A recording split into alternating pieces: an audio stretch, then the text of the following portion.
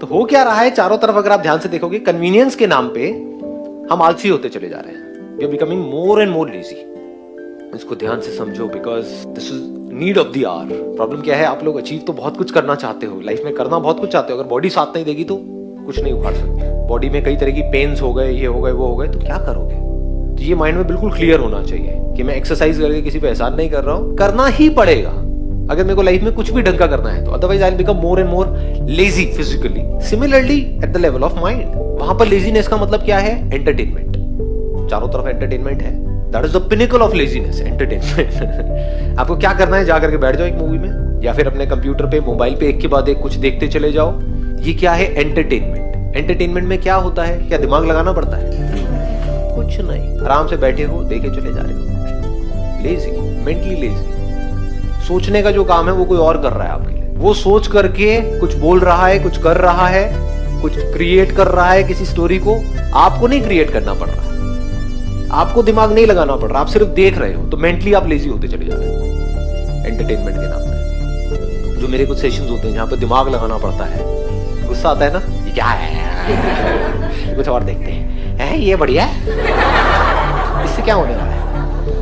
कुछ नहीं होने वाला है। लोगों को ध्यान से देखोगे, बड़ी जल्दी थक जाते हैं। 30-35 साल की एज में थके पड़े हैं, एनर्जी नजर नहीं आती है, एक स्पार्क नजर नहीं आता है, धीरे धीरे खत्म होता चला जाता है। अभी है आपके पास में, तो अगर चाहते हो ये स्पार्क बढ़ता जाए एज के साथ में, तो क्या करना है? नंबर 1, फिजिकली एक्टिव रहना है मरते दम तक। There is no choice there, this we need to understand. And दूसरा, मेंटली एक्टिव रहना है। कहीं पर भी मौका मिले दिमाग की सही तरह की एक्सरसाइज करने का, फालतू की एक्सरसाइज नहीं, डिबेट नहीं, वहां पे कोई एक्सरसाइज नहीं होती है कि आपकी मेमोरी में कुछ भरा हुआ है, आप यहां से बोल रहे हो, किसी और के कुछ भरा हुआ है, वो बोल रहा है और आपस में लड़ रहे हैं कि मेरा पॉइंट सही है, तेरा पॉइंट सही है। ना जी, वो कोई माइंड की एक्सरसाइज है, बेकार है।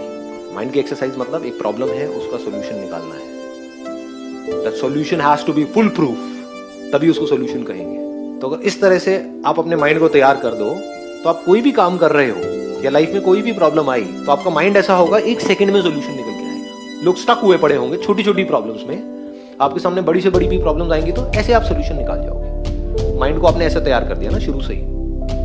तो जो आपको अपना दोस्त लग रहा है, वो एक्चुअल में आपका दुश्मन है। This entertainment industry is not your friend, it's your big enemy.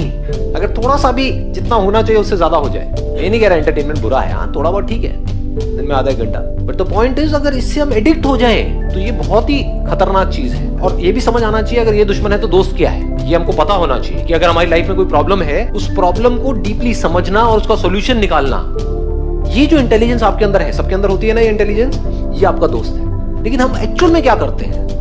अपनी जो प्रॉब्लम्स है वहां से भागते रहते हैं। करते हैं? नहीं करते हैं। तो हम क्या कर रहे हैं? अपना जो असली दोस्त है उसको दुश्मन समझ रहे हैं, यानी कि जो प्रॉब्लम्स है वो आपके असली दोस्त हैं, जो आपकी लाइफ में प्रॉब्लम्स हैं, क्योंकि वहीं से आप इंटेलिजेंट हो पाओगे, और कोई तरीका नहीं है। तो हो क्या रहा है, अब बिना किसी एफर्ट के हमको सब कुछ मिल गया है, पूरी की पूरी दुनिया हमारे हाथ में है, तो बिना कुछ करे ही हमको एंटरटेनमेंट भी मिल रहा है।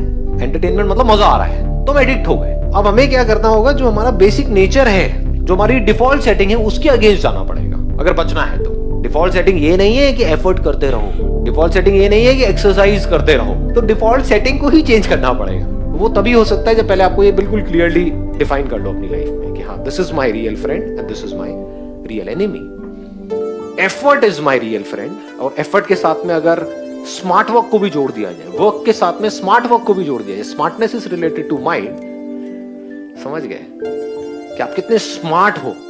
इसको मैं और ज्यादा डीपली टच नहीं करूंगा, बट पकड़ लिया है ना, अपने पॉइंट पकड़ लिया है ना। हाँ, तो इन दोनों लेवल पे काम करते रहना है मरते दम तक।